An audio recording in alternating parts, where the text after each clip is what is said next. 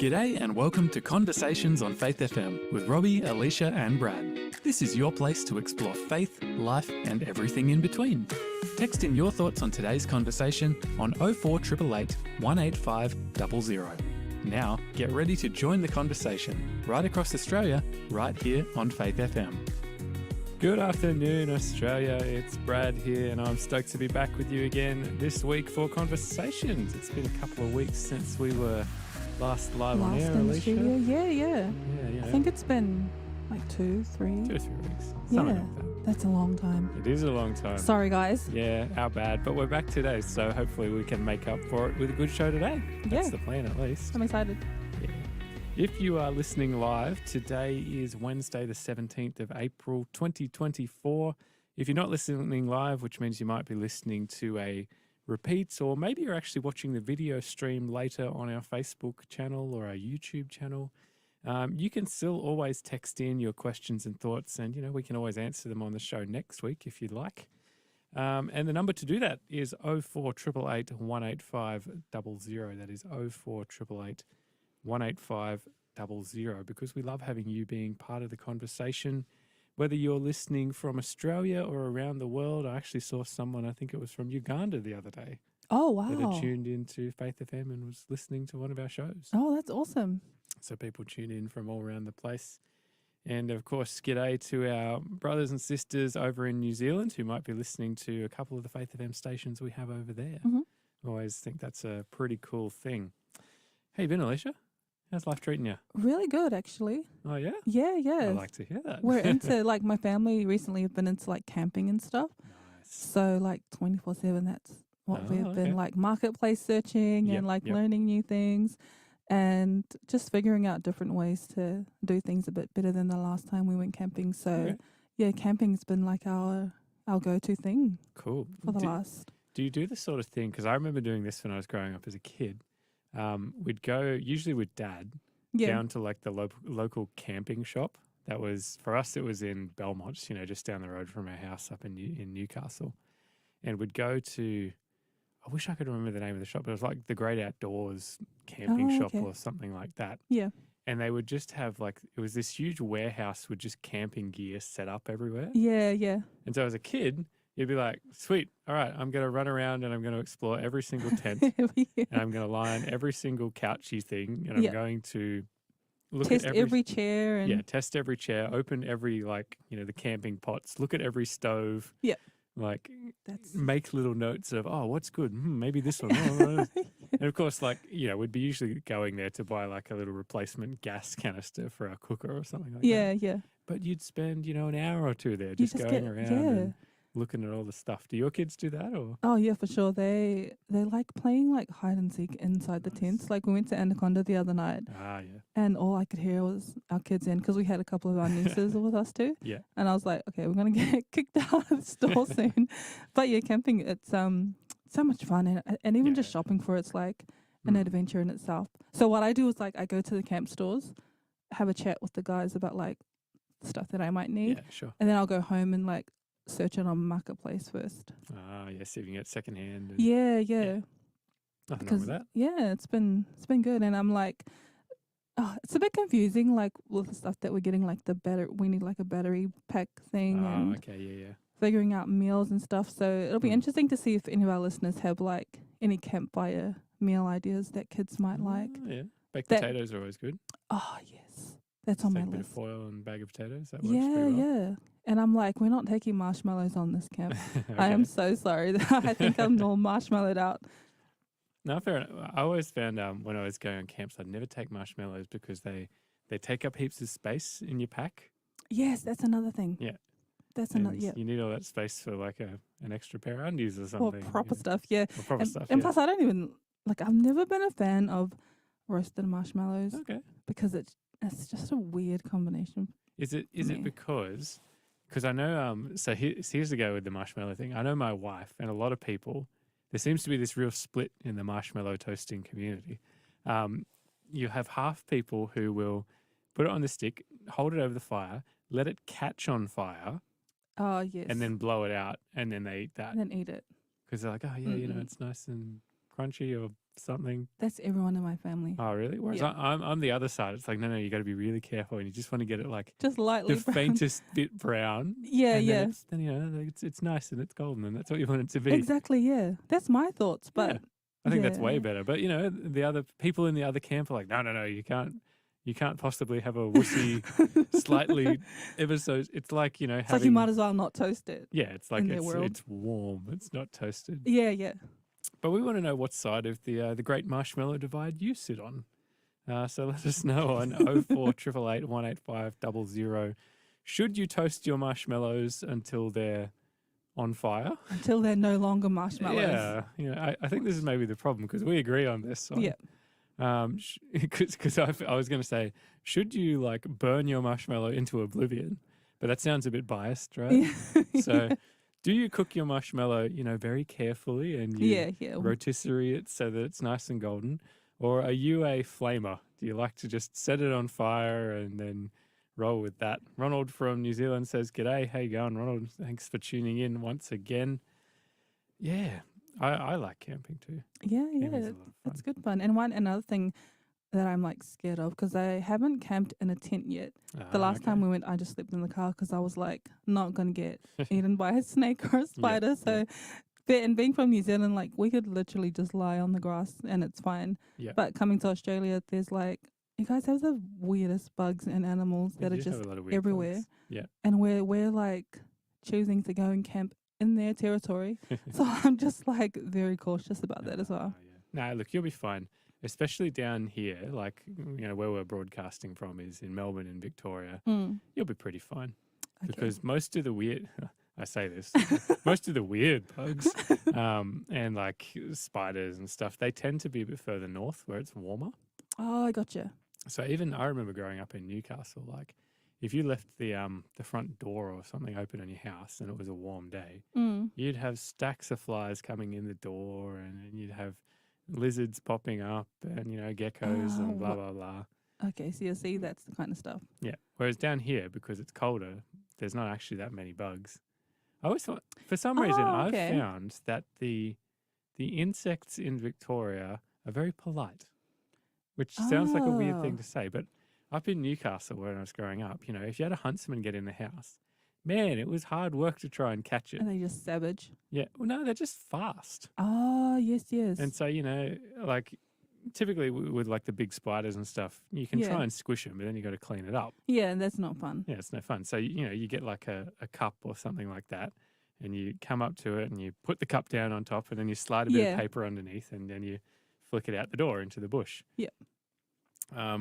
And a secret with that, spiders can only go forwards. Oh, wow. Yeah, they can't go in reverse. And like they can kind of go left or right, but not instantly. They have to kind of go forward and around a bit.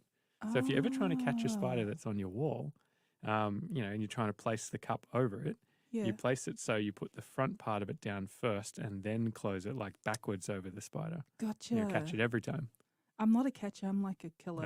Okay. When it comes fair to enough. spiders, I'm like, I would rather clean up the mess than have like, it's just knowing that there's a spider under, right under my hand. It just freaks me out. Oh, well, But that's good to know. Yeah. But yeah, up where it's warmer, the spiders just seem to be so much faster. Oh, And like the flies are more aggressive and faster and even the ants to a degree. Like the ants just seem to be bigger and nastier the warmer it gets. Oh, okay. Whereas here in Victoria, I found like, if you have a fly that comes in the house, if you just open the door, they'll make their way out. And if you have a spider or something and it's found its way, we had a big huntsman the other day that was in the house and he was just slowly walking around. And so I saw him and, walked over to the kitchen, got a thing, came back, still in the same spot. Just slowly put it over the top and he didn't really care. He didn't panic and, run around. And now that you say that, outside. Because we've had like 2 huntsmen on our fence outside at our house. And every time we go back and come back, they're just there. And I'm like, do they just chill there or like, do they not get frightened or, So I quite understand that theory now. Well, the secret with huntsmen is they're really good because they eat all the other spiders and all the other bugs. So if you have huntsmen around, that's actually a good sign because it means you won't have the actual nasty spiders like your Like the deadly ones? whitetails or redbacks or things Oh, like that, because they eat okay. all those other spiders. Oh. So huntsmen, yeah, I guess that's why, there's the whole deal of if you can avoid it, like try and catch huntsmen and let them out, because they're actually the ones that will keep all the nasty bugs and Gotcha. stuff away. Wow. Yeah. Are there spiders that eat huntsmen that aren't as scary as those? Uh, 'Cause I don't I know. would like They'd have those to be pretty ones. big. No, I think it's more the birds and stuff that'll eat huntsmen's. Oh, yeah. Okay, gotcha. So, you might see from time to time like a crow or something, Mm. or if you've got a big magpie, sometimes they'll have a go. But yeah, Oh, okay. usually they don't really bother with the huntsmen's because they're pretty quick when it comes to birds and stuff. Oh, okay. I don't know. Maybe they know when they're inside. And I was talking to someone about this the other day, and they were talking about this idea that there seems to be this really interesting behavior pattern with animals and even with some insects to a degree, Mm. that sometimes when they're in trouble, they will like accept help from people. Have you ever noticed that? Oh, Have you seen those stories about like, gotcha. there's like a sheep that's stuck in a ditch somewhere, and there'll be Yeah. another sheep that will come to a human and kind of indicate that something's wrong and to please Oh, follow yes. me. And Yeah. it's really funny in a sense because it's like, it's kind of like this random chance thing. I don't know if this is what an animal's thinking. It's maybe like, well, if we're totally stuck and there's nothing else we can do, nothing we can figure out, maybe we'll just try. We'll see what happens if we talk to the apex predator. Yeah. And like, well, there's probably a 50-50 shot. Maybe they'll ignore us or like eat us, but they may just decide to randomly help us out too. Ah, yes. They're using us. Yeah, I don't know. But, I think it's kind of interesting that a lot of animals actually seem to have that kind of instinct. Wow. You see it, like I've seen stories, with a lot of farm animals and that sort of Yeah, thing, yeah. sheep, deer, goats.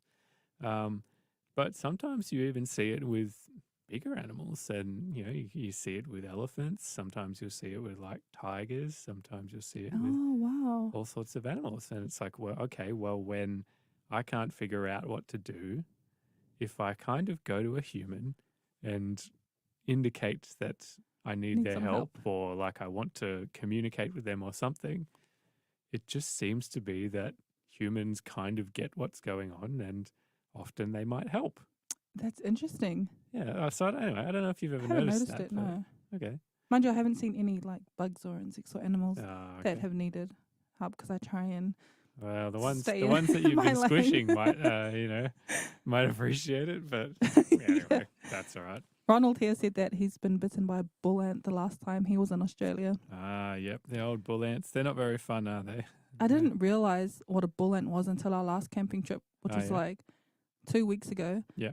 And all the kids were like, "Oh, there's bull ants." I was like, "What's the difference?" So then they showed me. I was like, "Wow, The big okay, ones with the big they're nippers. huge." Yeah. You have the bull ants. You can have fire ants, which are a bit smaller, but their bite sucks. Fire ant. Oh my Yeah. goodness. Wow. Well, they're called fire ants because if they bite you, it stings like fire. Wow. Okay, you're not making my camping experience any better.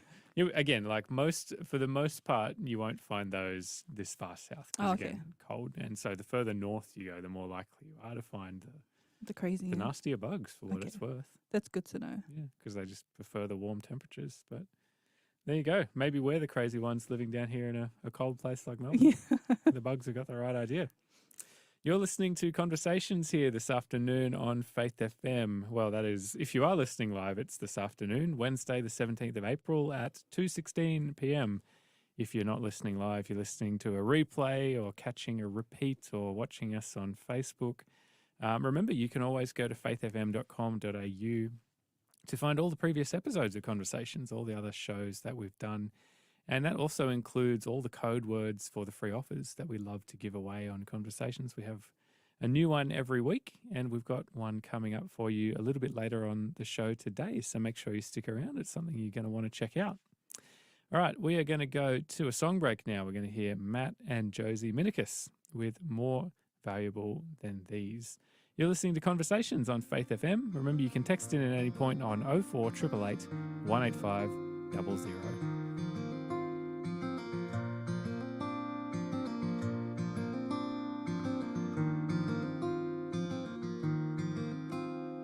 the birds so free upon the breeze, neither sow nor reap, yet God provides for each of them all the things they need to eat. If the birds so small and fragile receive from God just what they need, why should you and I ever doubt His care? We're more valuable than these.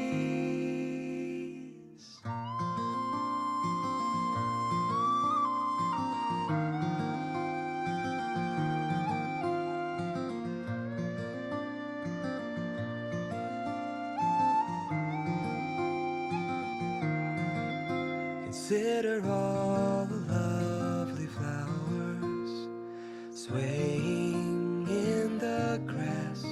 Solomon in all his glory, their beauty could not surpass.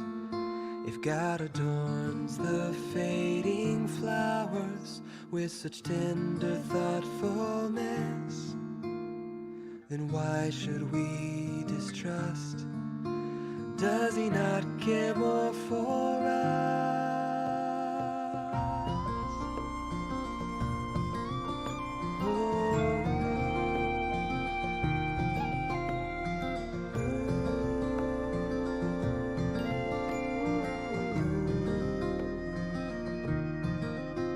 Why are you and I so worried?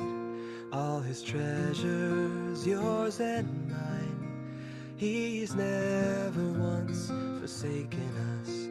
We can trust He won't this time. So stop your faithless questioning. Our needs are on His mind. Just seek ye first His kingdom.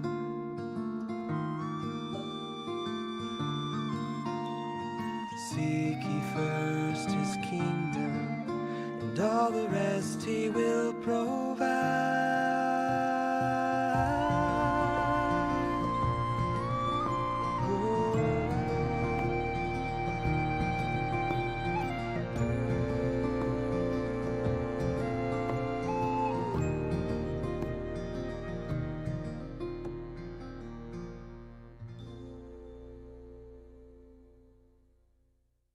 You're listening to Conversations on Faith FM. Text in your thoughts on 04888 185 00. That's 04888 185 00.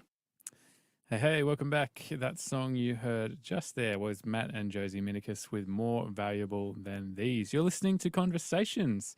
If you're listening live, it is Wednesday, the 17th of April at 20 past 2 p.m. here in Victoria, Australia. Hey, we're stoked that you've joined us on the show today. And yeah, make sure you text in your thoughts. We were actually asking the question a little bit earlier. What side of the camp are you on when it comes to how you cook your marshmallows? Alicia and I are definitely on the side of, you got to toast them very gently. Yes. Like you get them nice and golden. Golden, then, yes. We're yeah, on the exactly. golden side. We're on the golden. Yeah, it sounds so much better, doesn't it? Yep. Yep. And tastes better. Mm-hmm. It looks better. Yep. Everything about it. And I think we're winning the conversation Good. so far.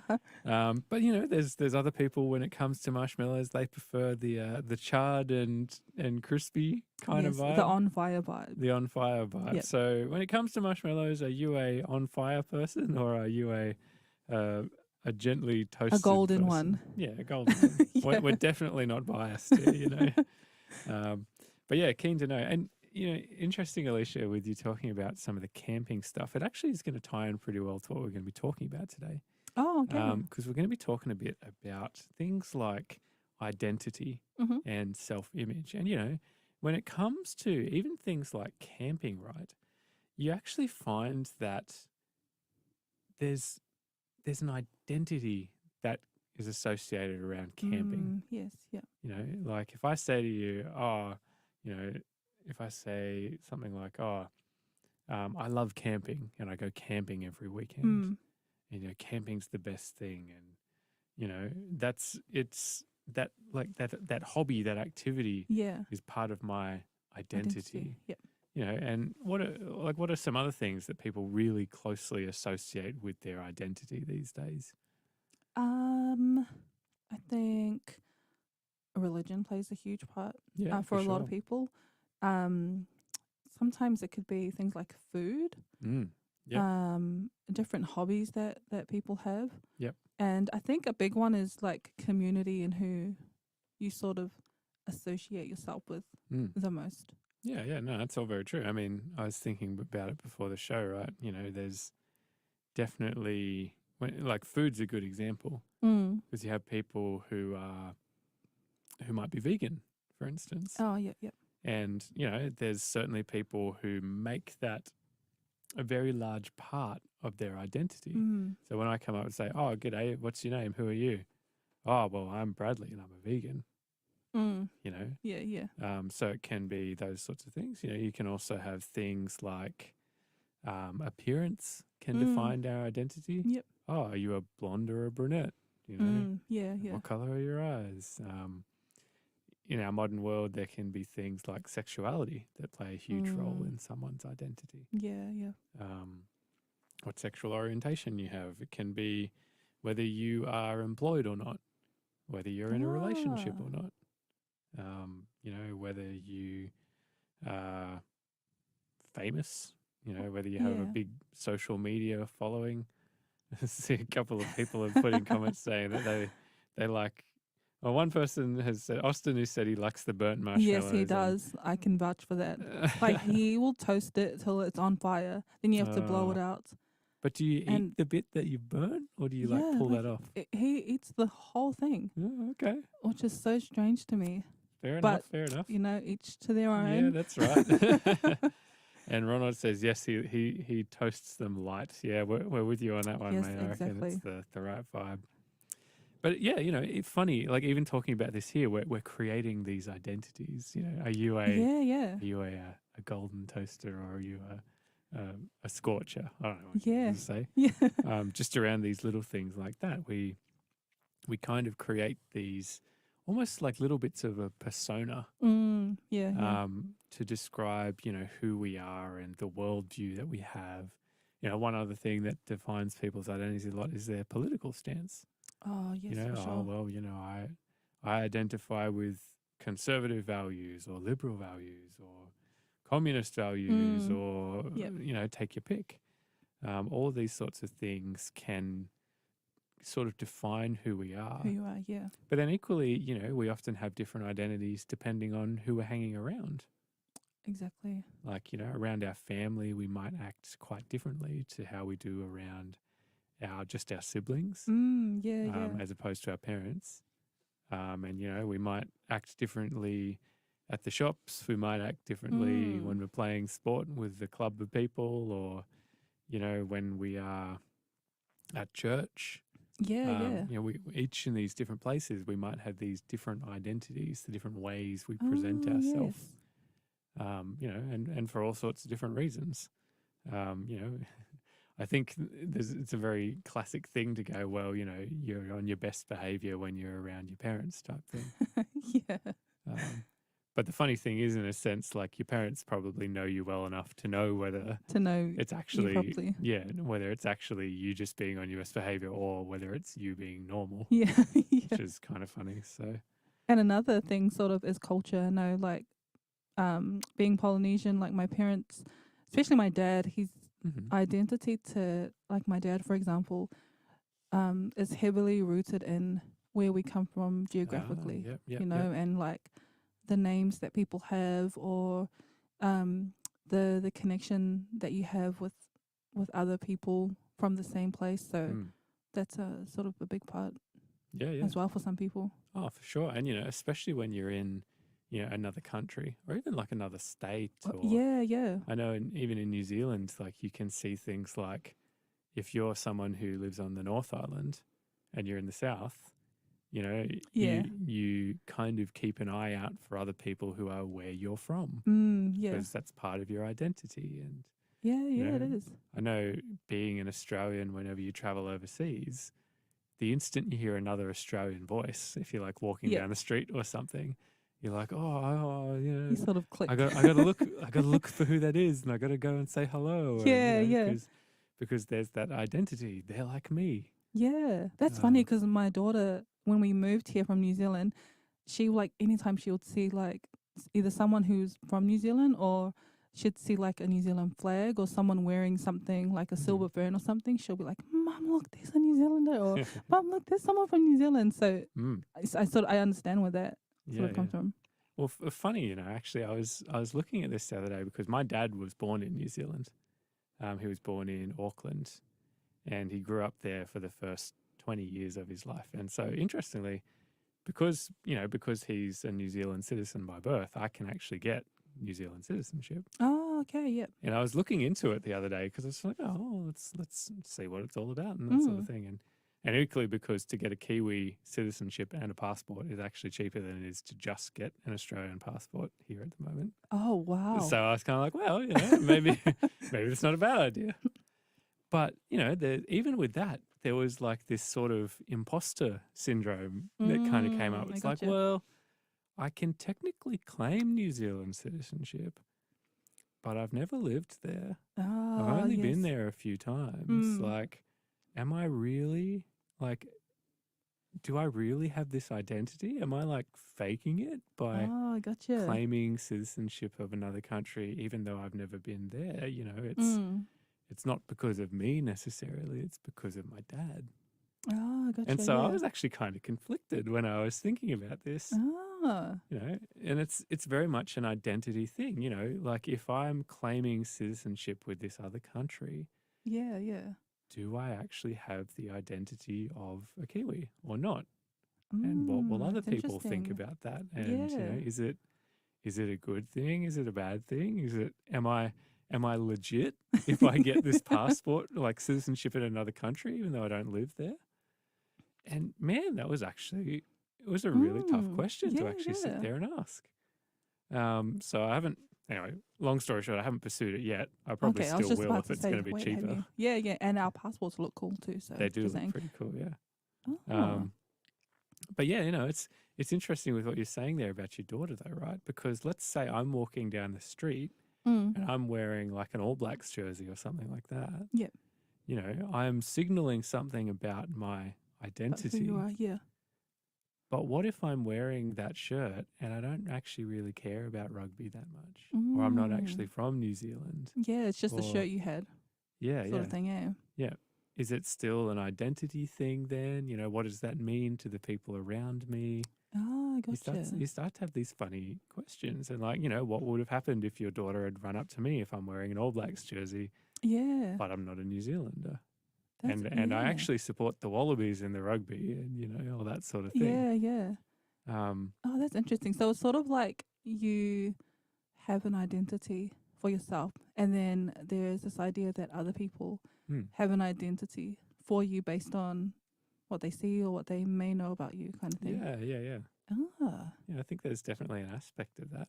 And, you know, sometimes it's not a bad thing, you know, like sometimes we're very cliquey about identities and it's like, oh, well, you know, you can't be part of the club yeah, unless you do this or say this or think this or whatever. yeah. I was having a conversation with someone about this the other day. I was looking at getting a Newcastle Knights, you know, rugby jersey because they're the team that I like. Yeah. It's where I grew up.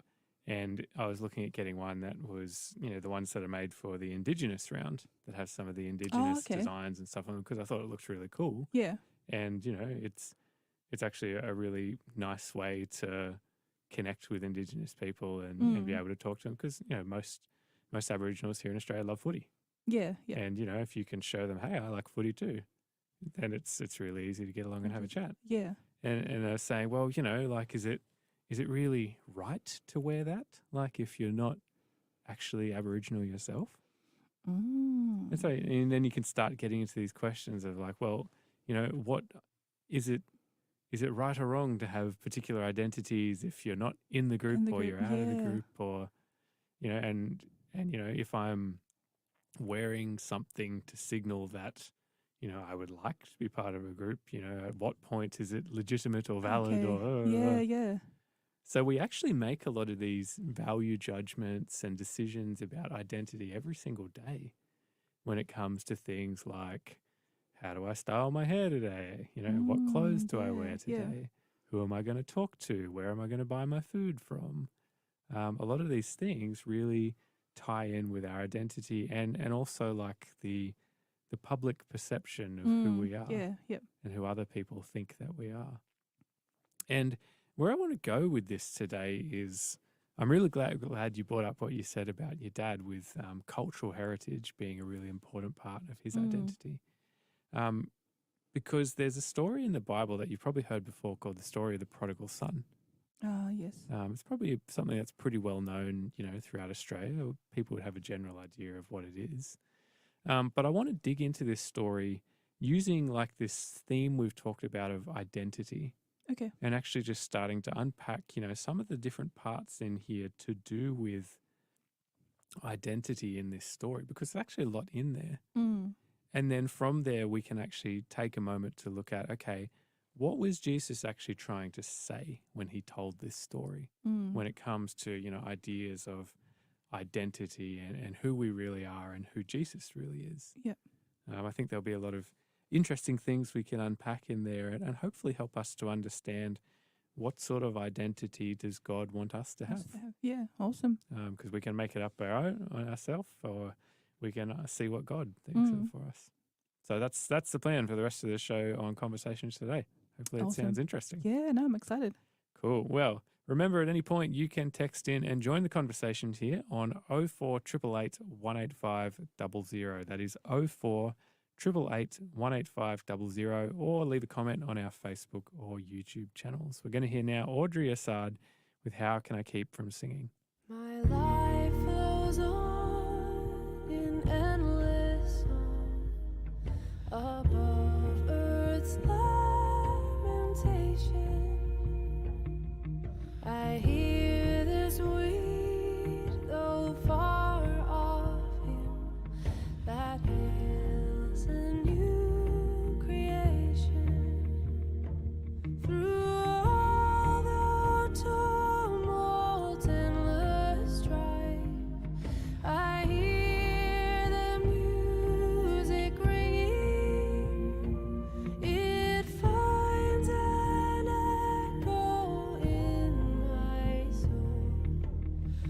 How can I keep from singing? What though my joys and comforts die? The Lord my Savior liveth. What though the darkness gather round? Songs in the night he giveth. No storm can shake my inmost calm, while to that refuge clinging, since Christ is Lord of heaven and earth. How can I keep from singing?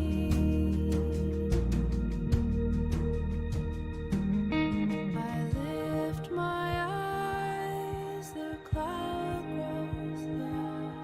I see the blue above it, and day by day this pathway smiles. Since first I learned to love it, the peace of grace makes fresh my heart. The fountain of the springing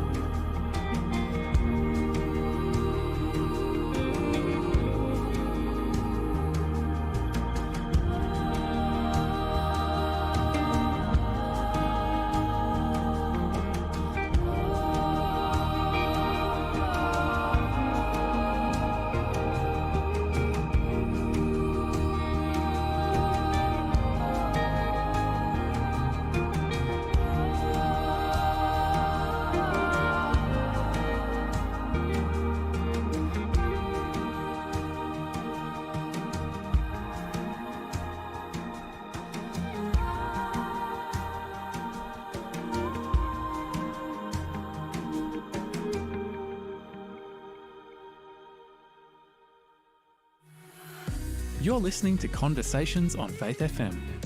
Hey, welcome back. You just heard there Audrey Assad with How Can I Keep From Singing from her album Inheritance. Alicia and I were having a great conversation just during the song break there, talking about spiders again, because we had a comment come in from Nick over in Adelaide saying, great conversation, but the spiders, I still don't like the spiders. And I'm like, oh, fair enough. And I was telling Alicia how, was it when I was growing up, we used to have student missionaries that would come from the United States and stay with us. And, you know, inevitably, a couple of weeks after they arrived, you'd be sitting down in the lounge room or something, and then you hear like a scream from the bedroom, and you run up there, and there they are standing on the bed, like pointing on the floor. There's this big spider there, and you just go, oh, yeah, all right. And you casually go over and you scoop it up and get it out. And no. Yeah, very funny. Very Australia. Very Australian. Yeah, well, you know, it's something that I've noticed in other parts of the world. There just seems to be very few insects or birds, actually, compared to Australia. Yeah, I think we actually just, it seems to just be a lot of weird bugs here, and then just a lot of birds everywhere. Yeah. And it's funny because the people who live, like my family in New Zealand, for example, they think that I see spiders and snakes like every day. And I think I've seen three huntsmen since I've been here, and it's been like 4 or 5 years. Yeah. So it's like when you don't live here, that's what you automatically think about Australia. There's spiders and snakes just everywhere. Yeah. I think we do talk it up a bit. Yeah, a little bit. I mean, look, there definitely are some spots where you can have a lot of spiders and a lot of snakes. Mm. And again, you know, the further north you go, the more likely you are to have those, I think. But yeah, you know, here in Victoria, it's pretty casual. We don't actually have We're quite safe. Yep. All right, we are having a conversation today about identity, because identity is a big deal in the world that we live in. There's lots of different things and brands and hobbies that are competing in our lives to kind of be the thing that defines our identity. You know, it could be, oh, I play this sport, or I drink this beverage. How often have you ever asked, oh, are you a Coke person or a Pepsi person? Yeah, I know what you mean. And it's like you almost like, if you're like, we're talking about drinks and stuff or food or hobbies, it's almost like you have to act a certain way if you're going to like play rugby, for example, or if you're a touch player or something like that. Again, that's what my daughter's sort of going through. She's like, okay, what brands do touch players wear? They wear like a certain brand. Yeah, or Asics or something like that. Yeah. Her one is Canterbury because she's from New Zealand. She's like the most New Zealand. But you see that there as well. Like, oh well, because I'm from this place, then it suits, you know, my identity to wear this brand because it's representative of where I come from. Yeah. Yeah, that's really interesting. I guess, you know, as we dig into the story we're going to look at today, which is the story of the prodigal son, the parable of the prodigal son. And a parable is a story that would be told, you know, by a teacher for a particular reason to help people understand something. Yep. We're going to get into these questions of what actually defined or determined identity for people in Jesus's time. Awesome. And if you want to, we can look at the book of Genesis, and we'll just have a look at a Bible verse here, because this is kind of what defines identity for people living in Israel 2,000 years ago, like when it comes to who they were and what they thought about themselves. If you look at Genesis chapter 18 and then verses 16 through to 19. If you want to have a look at that one. Yep. And it reads, when the men got up to leave, they looked down towards Sodom, and Abraham walked along with them to see them on their way. The Lord said, shall I hide from Abraham what I am about to do? Abraham will surely become a great and powerful nation, and all nations on earth will be blessed through him. For I have chosen him so that he will direct his children and his household after him to keep the way of the Lord by doing what is right and just. So the Lord will bring about for Abraham what he has promised him. Okay, so there is this whole idea here, right, that Abraham had been specially chosen by God. Yep. You know, like I think that comes through pretty clearly. And that is the cultural heritage of the Israelites, of the Jews, living in Jesus' time. They believed that they were part of this special selected group, the descendants of Abraham that God had picked. Yeah. So cultural heritage, that's one of the things that would have determined their family identity. You also had, direct family heritage. Jesus in the Bible, when it comes to other people talking about him, was often referred to as Joseph's son. He Yeah. would have been known as Jesus, son of Joseph from Galilee, or from Nazareth. Yes, that's interesting. Because, when you read the Old Testament a lot, it's got like, they'll have their name, son of, or daughter of, or Yep. father of. Hmm. Mm. Well, did you? I'll take a very quick side tangent. In the Western world, second names only appeared relatively recently, and it was actually for tax purposes. Oh, okay. Yeah. Because, when you've got 10 Josephs living nearby in Galilee Yeah. and you're trying to get them to pay their taxes, it's like, well, which Joseph is it? Gotcha. I don't know. Well, there's Joseph the blacksmith, and then there's Joseph who lives out in the bush, and there's Joseph who's the fisherman. Oh, okay. And so what actually happened is people started getting called by those sort of things. So you had Joseph Smith because he was a blacksmith. You had Joseph Wood because he lived next to the forest. Oh, gotcha.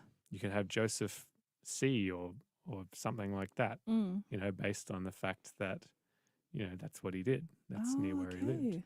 And so that's how you started to actually have last names popping up outside of the whole family heritage thing. And even today, you'll see people whose name might be, particularly like in the Scandinavian countries, like, for example, my name being Bradley Martin, but my dad's name is David.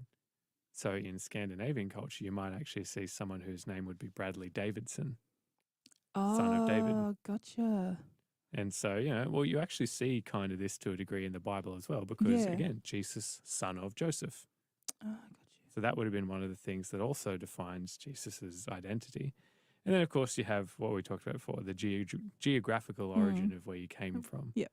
So Jesus was from Nazareth, in the same way that you might be Alicia from New Zealand. Or when I'm overseas, I'm Bradley, I'm from Australia. Yeah. Yeah. And when I'm in Australia, I'm Bradley from Melbourne. Yeah. Although usually I say, I'm from Newcastle, because that's kind of my cultural identity as well. Yes, I got you. So when we get into this parable of the prodigal son, it's actually worth, thinking about some of the different sorts of identities that are popping up, throughout this story here. There's a lot of really interesting ones. And what we're going to go to is, I think we're going to go to the book of Matthew. Yep. And I'm going to just look up. I've actually forgotten what the verse is. And I'm just going to look it up quickly so we make sure we actually get this story right. It is, let's go to Luke 15, I think we'll do it in Luke, is a better one for this one. And I think we're going from verse 11. Yep. So do you want to just read verses 11 and 12 for us, and then we'll start unpacking some of this story? Yeah, sure. So Luke chapter 15, verse 11 to 12, and it says, Jesus continued, there was a man who had 2 sons. The younger one said to his father, Father, give me my share of the estate. So he divided his property between them. All right. So even just in these 2 little verses here, we have a bunch of interesting things when it comes to identity. So what's the significance of this guy having 2 sons? Well, in ancient Jewish culture, there was a hierarchy when it came to power and inheritance and all that sort of thing. The hierarchy was, starting off, you had the father, and then, with 2 sons, then you had the second son, the first son, the oldest son, and then you would have had the younger son. And then, beyond that, you would have had, daughters or the wife or whatever it might be. Yep. So in this culture, we know that the oldest male had a privileged status. Yep. And he would be the one who would take on his father's profession, typically, who would be the one who would receive the majority of the inheritance of the family. There was a lot of responsibility that came with being the oldest son. Yeah. So what are the cultural implications of the youngest son's request for his inheritance?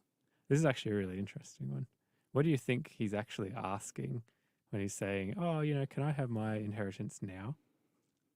When does an inheritance typically get, divided out? I think it's when someone is either about to die or, about to die. Yeah, that's already usually what it is, passed right? away. Yeah. Yeah, you have the will and it gets read and saying, okay, well, this goes to this person, this goes to that person. And it was the same in Jewish culture back in that day. So the distribution of property would take place basically around the time or at the time of the father's death. And so the request of the youngest son is actually equivalent. It would have been viewed in that time as, and this will sound like quite nasty, but it's the equivalent of him saying to his dad, I wish you'd hurry up and die so I can have the stuff. Yeah, yeah. So he's actually saying to your dad, can you just hurry up and die already, so I can have this stuff? Gotcha. Yeah. That's how it would have been viewed. Oh. Which is not very nice, is it, right? Yeah. The inheritance would have typically been divided between the two sons. So the oldest son would have received 2/3 of everything. Oh, okay. And the youngest son would have received 1/3. Basically, I guess the question we kind of get to is what does, the question that the younger son asks and the character he reveals, what does it actually say about him? Do you think this is a nice person? No, not at all. He's very, I feel like he sounds very selfish and, there's no respect for his dad, even for his older brother as well. Yeah, yeah. He's sort of, sometimes, no offense to younger siblings, but I'm a younger sibling. sometimes it feels like just like that with, just with younger siblings in general. I know my younger brother, like there's a difference when it comes to character traits, I think, with my older brother and with my younger brother. Okay. And my younger brother is very like this younger brother, I feel like, in some aspects. Yeah, no, I understand that. And like as we were saying before, like perhaps there's a difference between a feeling of responsibility. Like a lot of the time that's something that does end up with the older child or the older children. Yeah.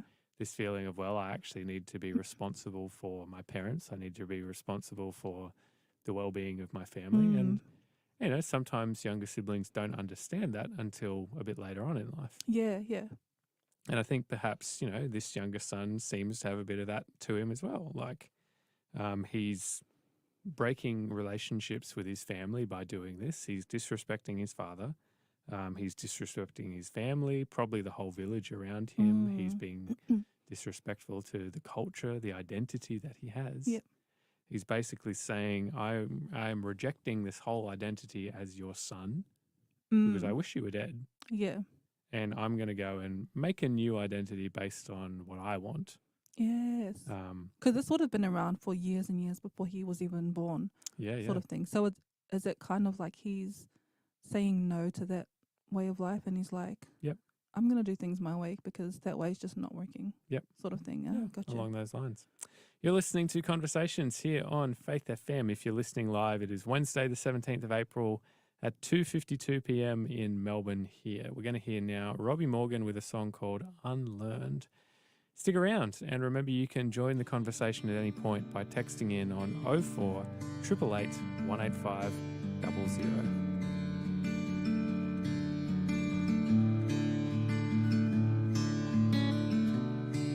When will we unlearn our violent treacheries and willfully spurn our false ideologies?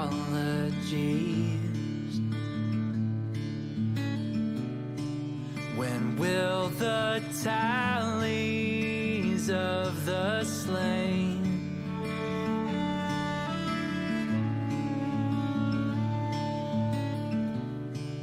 See, just the same blood runs through our own veins. But we study our wars till we know nothing more. Aren't we misinformed? Well, I long for the day we are unlearned.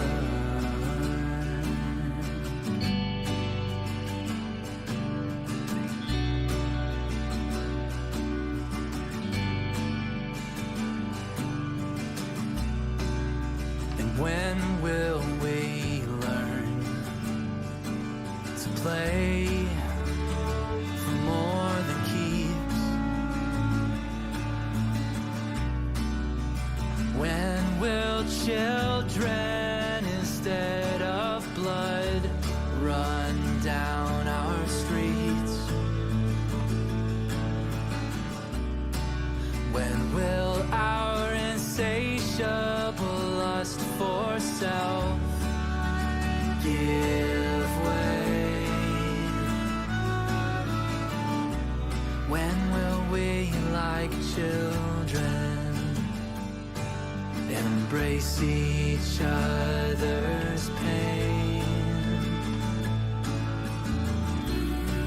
But we study our wars, so we know nothing more. Aren't we misinformed? Well, I long for the day we are unlearned.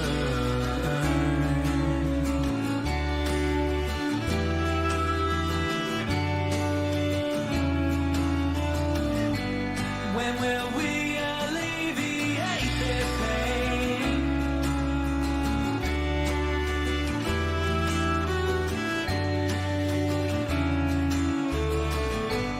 When will we displace our taste for gain?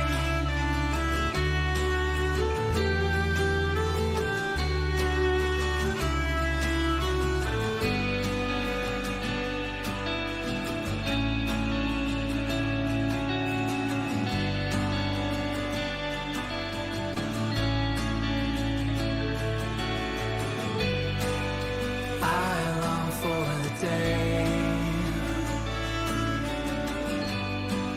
they hang my head and pray.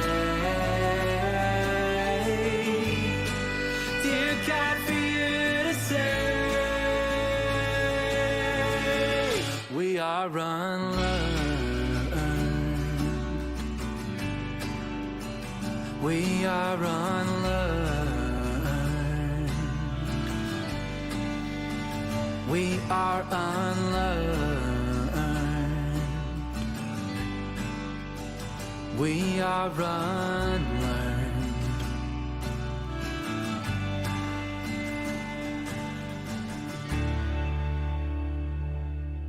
You're listening to Conversations on Faith FM. Text in your thoughts on 04888 185 00. That's 04888 185 00. That is indeed the Conversation show number. Welcome back. You just heard there Robbie Morgan with Unlearned, a pretty cool song. And that number that we just shared, 04888 185 00, is the number that you can use right now to get a copy of today's cool free offer. And, you know, we are looking through a story today that's going through a parable that Jesus told, you know, the parable of the prodigal son or the lost son or whatever you want to call it. There's a few different ways it's referred to. So what I figured we could give you today is actually a book called Words from Jesus. And this is a book that goes through a lot of the different things that Jesus said and gives it to you in a nice condensed form that shares the wisdom of Jesus for whatever situation you might be going through. So it's very much focused about, you know, the very specific things that Jesus says in the Bible. So if you'd like to get a copy of this great little book called Words from Jesus, you can do that right now by pulling out your phone and texting today's code word, which is C for Conversations, so C0417. So C for Conversations, 04 for April, and 17 for the 17th, because that's how all of our code words work. So, if you ever get it confused, just look at the date and remember it's C for conversations. So C0417, and you want to text that to our show number 0488 185 00. So text the code word C0417 to our show number 0488 185 00, and you can get a copy of Words from Jesus. Okay, before the break, we were having a bit of a look at the story of the prodigal son, and we'd basically got to the point where we'd seen he's basically said to his dad, all right, give me all the stuff. I want it now, which is basically equivalent to him saying, hey, you'd be better off dead so I can have all your stuff. Yeah. Which is pretty rude. But we're going to keep going through this story and start to unpack a bit more of what's going on. Because there's other issues to do with today's topic of identity and image that I think are quite interesting as we keep going on and unpacking this story. And there's lessons for us today from what's going on. So let's continue on in Luke 15, and we'll read verses 13 through to 16. Yep, and it reads, "Not long after that, the younger son got together all he had, set off for a distant country, and there squandered his wealth in wild living. After he had spent everything, there was a severe famine in the whole country, and he began to be in need. So he went and hired himself out to a citizen of that country, who sent him to his fields to feed pigs. He longed to fill his stomach with the pods that the pigs were eating, but no one gave him anything." All right, so what's going on here? So what do you think are based on what we've been talking about before, what do you think are the cultural implications of this younger son saying that he's gathering all that he has and then he goes for a journey to somewhere else? Yeah. I think, well, one, he's distanced himself from who he is and his family, and he's sort of like trying to create his own identity. Like he's pulled away from his community, his their cultural way sort of living, and he's made his own wild, he's living in his wealth and probably living this extravagant, lush life. Yeah.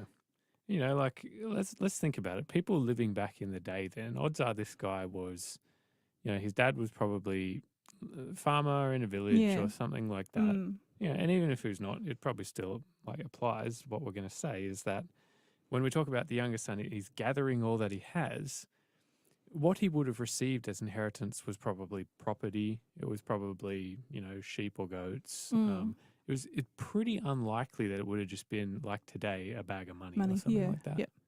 And even today when people receive inheritances, it's often like, oh, well, there's a house. So, all right, well, I guess we got to spend the time, sell the house, figure out how we split the money. Oh, there's a car and there's all this furniture. So in kind of like taking everything that he's got, it's not like he's going to be able to carry that away to a far country. Yeah. So he would have been, in his family village or the city or whatever it would have been, selling all this stuff, liquidating all of his assets.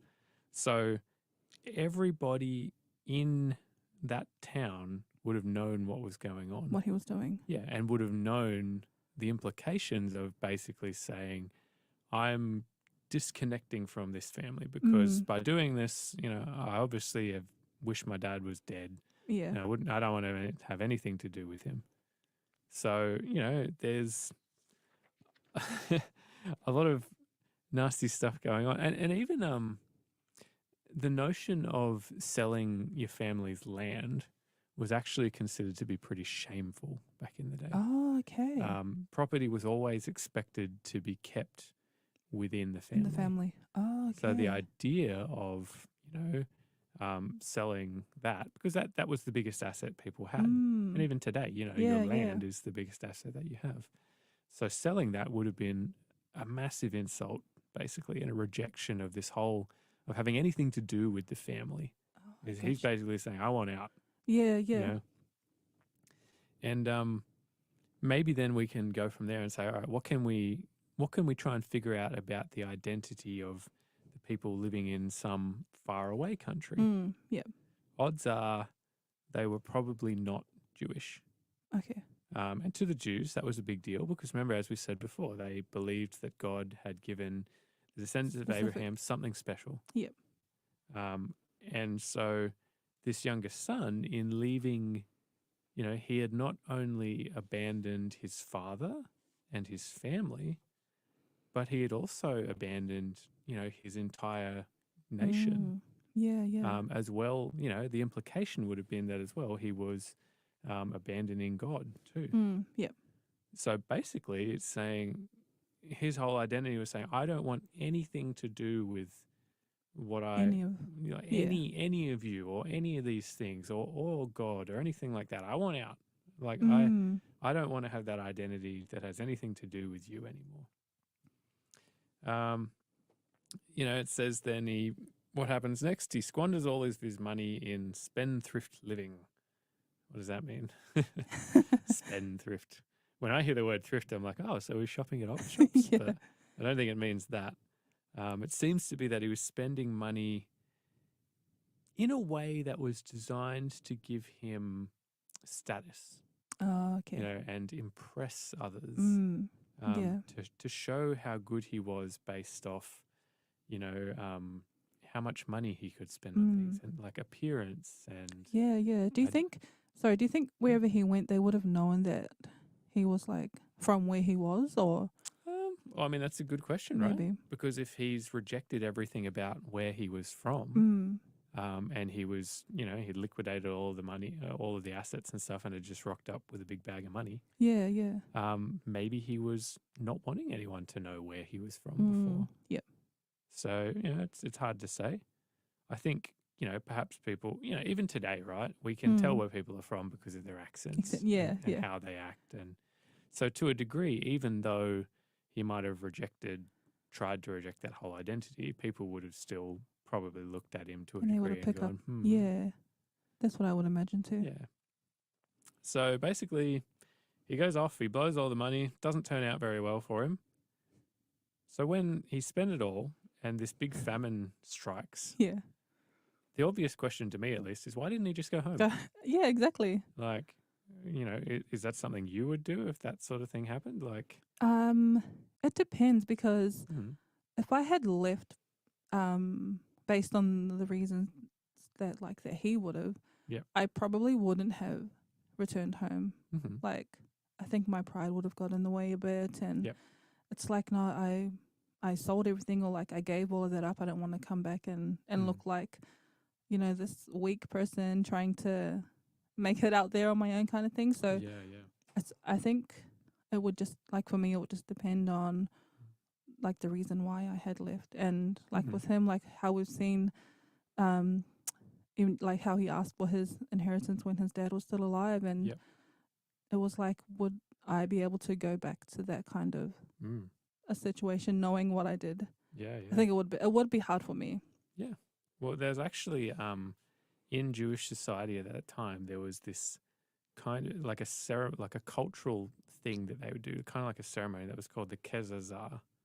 And so what it means is that if someone lost their family's inheritance, so this is a very specific thing, and Jesus telling this story, it's not just some, oh, well, maybe this will happen.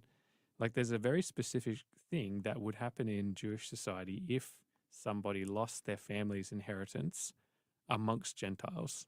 Oh, so Jesus isn't just making this story up. He's addressing a very particular issue. Yeah. What would happen is that if the person returned home, the people from the village would come out and they would do what was this kezazah ceremony. What would happen is they would bring out a pot and they would smash it in front of the person on the ground and say that they are cut off from their family. Oh, okay. So it's actually basically saying, if you go and do this, you are rejecting us, but if you try and come back, we are rejecting you. Oh, I gotcha. So it's not a situation where it's like, oh yeah, well, I guess, maybe Dad will forgive me if I go back. Yeah. It's actually like, well, Now what? Like, I don't even have a chance because I'm just going to be like, because of what I've done, I'm in a hopeless situation. What on earth can I do? And, equally it says that no one gave him anything when he's in this situation.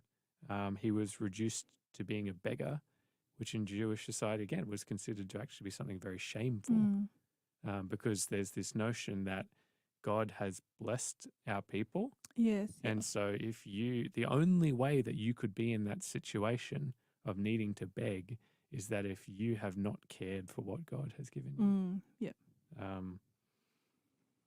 We go on, basically we see that he goes to a bloke and begs for work, and essentially is given this job feeding the pigs. This is probably one of the more well-known parts of the story. We can assume that this person that he gets employed by was probably a Gentile. So yeah. again, the notion of a Jew working for a Gentile would be very strange. Yeah. Pigs to the Jews were unclean animals. Yep. They were associated with Gentiles. They were associated with eating rubbish. And this is the situation the guy finds himself in. He's essentially become a pig. Yep. Is how other Jews would view him. He's living with pigs. He wants to eat the pig food. It seems like a pretty bad situation all around. And it seems pretty hopeless. Yep. But when we come back from this next song, we're actually going to see what's the resolution to this story when it comes to identity with someone who's completely rejected it and then completely lost hope.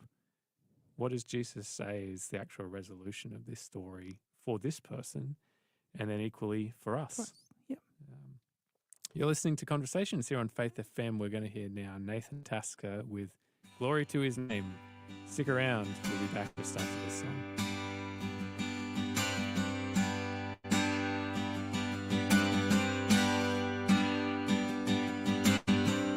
Down at the cross where my Savior died, where for cleansing from sin I cried, there to my heart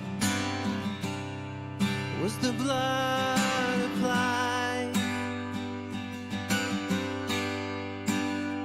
Now I sing glory, glory, glory to His name.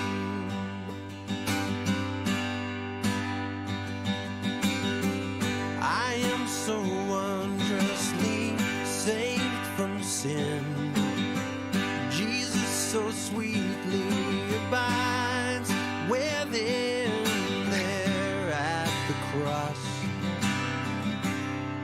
where He took me in.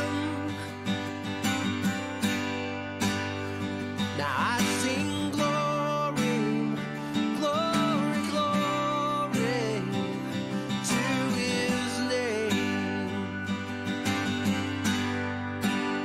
'Cause there is no other who saves, but there is no other who heals, but there is no other who gives His own life that we might live. Come to this fountain so rich and sweet. Cast thy poor soul at the Savior's feet. Plunge in today. Be made complete. And we'll sing glory, glory, glory to His name. And we'll sing glory, glory, glory to His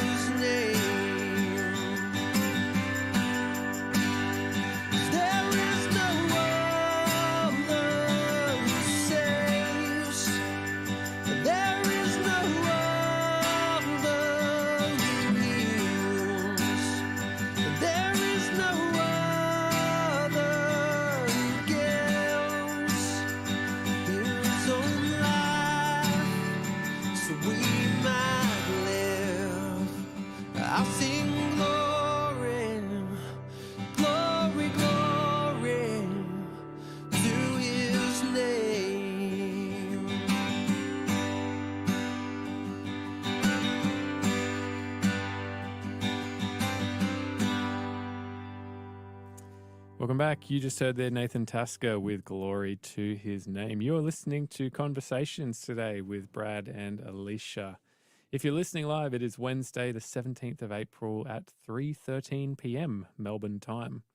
And we've been talking a bit today about identity. There's all sorts of interesting identities we've talked about, from how you cook your marshmallows to whether you like spiders or not. Yeah. And we've been going through this story, this fairly well-known story of the prodigal son from the Bible, and kind of unpacking some of the different themes of identity that are in this story. And we've seen so far that what this son has done initially is completely reject the identity of his family, where he grew up, his father, his brothers, everything. He said, no, I don't want any of that. I want to be my own thing. I'm going to go somewhere else. And I wish I didn't even know you. I wish you were dead. And that would include not only his family, but the society that he was a part of, and the things that they did and believed in as well. Yep. It would have been a rejection of God as well. And so he goes off to another country very far away, and he blows all of his money. And, we were talking during the break, the significance of this whole Kezazah ceremony. Well, basically, if you went off and blew your money somewhere else in a Gentile country as a Jew, and you came back, the village would come out and do this ceremony and basically say, sorry, you're out. You can't come back, So there was no second chance. It wasn't really like an opportunity for forgiveness or anything like that. It was like, sorry, you're out. And that's huge. That's from the whole village, not just your family. Yep. So basically, this guy has found himself in what he would assume would to be a completely hopeless situation. We were talking before the break, he is reduced to the status of a pig. He's feeding pigs, eating with pigs, living with pigs. Basically the nastiest animal to a Jew that you can possibly be.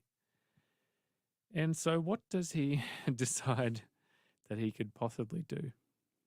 And if we go back to where we were in Luke 15, eventually it says in verse 17, he says, when he came to himself, he said, how many of my father's hired servants have more than enough bread, but I'm going to die here hungry?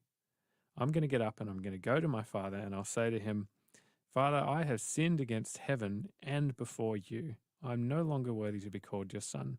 Just treat me like one of your hired servants.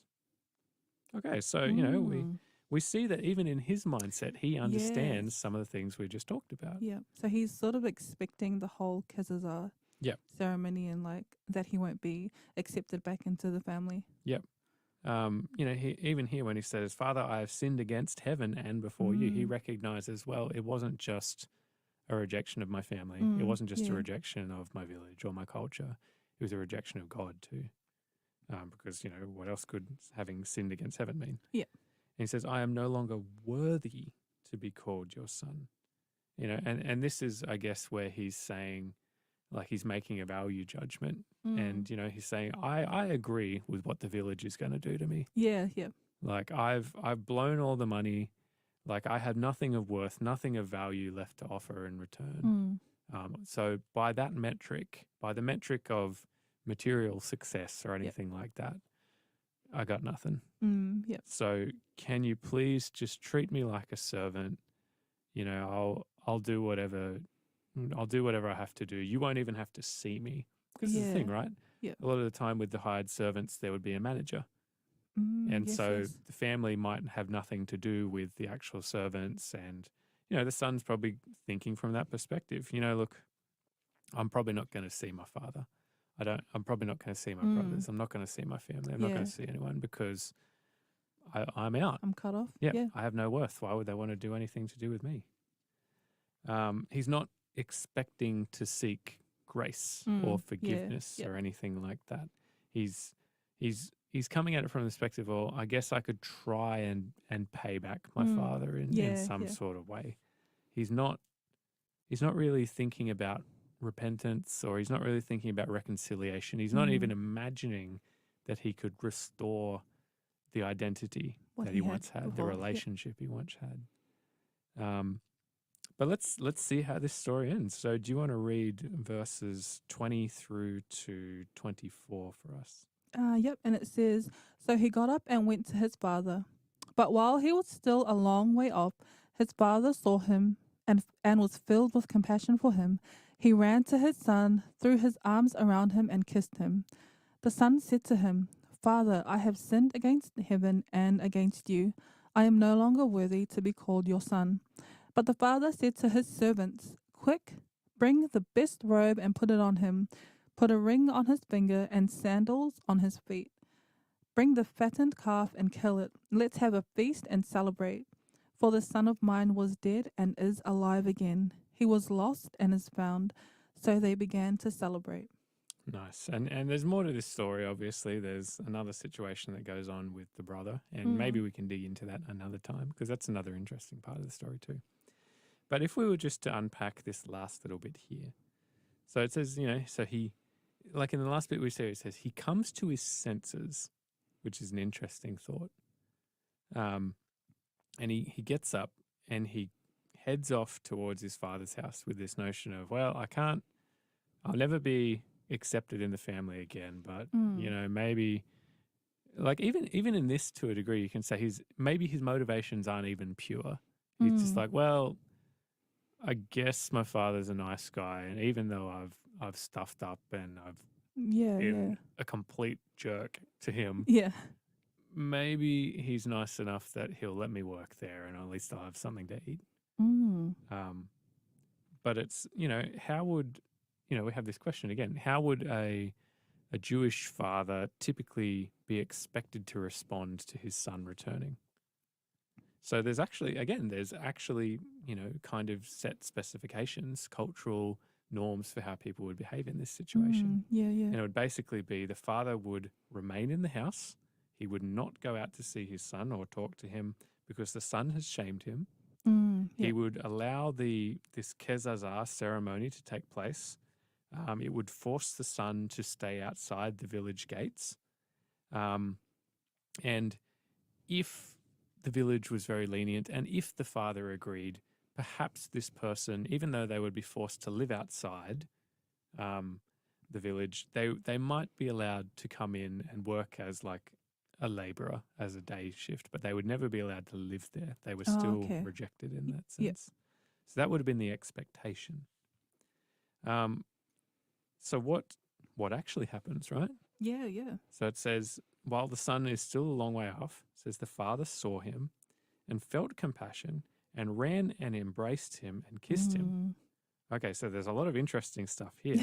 The Greek word that is translated as compassion is quite different in these sort of Middle Eastern cultures to how we would interpret it as here in Australia. You've probably heard the expression before, "Oh, you're breaking my heart." Yes. Right? Oh, no, why would you do this? The Greek word here refers to like a really, really deep emotional feeling. The Arabic equivalent of this term, like "you're breaking my heart," is "you're cutting up my intestines," is what it literally means. So it's like, whoa, this is intense. Really, It's not just like, I feel so sad. It's like, whoa, this is like one of the deepest possible feelings you can feel.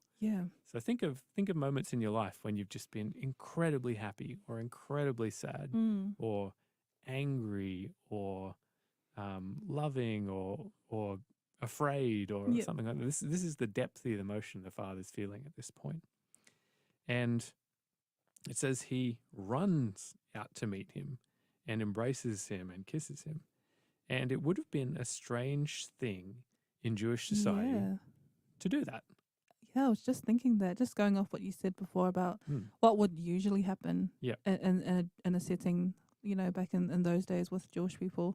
And we see here that his father, he sort of met him before he even had come back into the village. So if you think about like the people that were around, knowing the backstory of what he had done, that would have been like, wait, what's happening? And the father doesn't even wait for this guy to, to get to the village gates and be rejected. He's like, no, I'm not going to let that happen. Yeah.